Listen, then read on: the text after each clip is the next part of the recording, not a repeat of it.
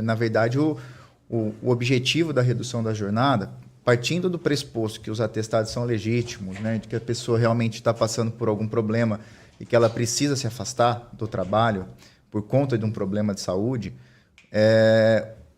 a PEC ela vem justamente, um dos motes dela é justamente a saúde do trabalhador.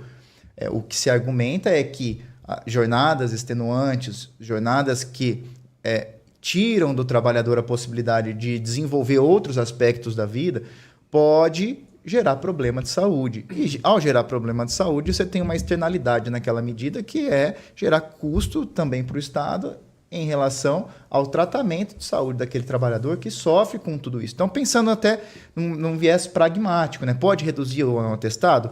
Sinceramente, assim, falar se vai ou não reduzir é um exercício de premonição que não me compete. Mas fato é que um dos motes da PEC, aí voltando para aquela ideia originária que eu disse que nós temos um argumento econômico, um argumento social, um dos aspectos da PEC é justamente isso, preservar a saúde do trabalhador. E um ponto que eu considero relevante na PEC independentemente dos países que tenham adotado, que já são países desenvolvidos, me parece que essa é uma pauta de um país em desenvolvimento. Discutir a jornada de trabalho é mais um interesse nosso, latino-americano, do que um interesse de países desenvolvidos. E por que eu digo isso? Quanto maior a jornada, e eu não estou dizendo que nós temos que reduzir ou não, isso está em debate, está em tramitação, e como toda lei, ao menos deveria, ser acompanhada principalmente uma emenda constitucional, né, ser acompanhada de estudos técnicos. Tá?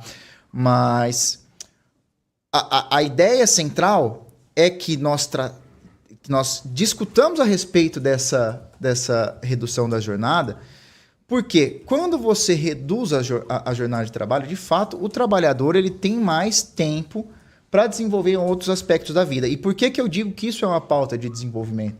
Se você for fazer uma leitura, por exemplo, de Amartya Sen, Desenvolvimento como Liberdade, ele diz que para se alcançar o desenvolvimento, né, grosso modo, ele diz que para se alcançar o desenvolvimento, uma nação ser desenvolvida, o ser humano ele tem que ter a possibilidade de se desenvolver a sua condição de agente, de desenvolver as suas capacidades.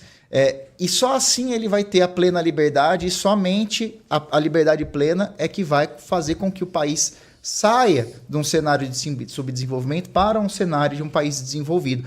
Então, eu julgo pertinente a PEC e a discussão da PEC. Não sei se vai ser no texto que está aí. Né? Nós tivemos, acho que, 3 emendas já desde a proposta original.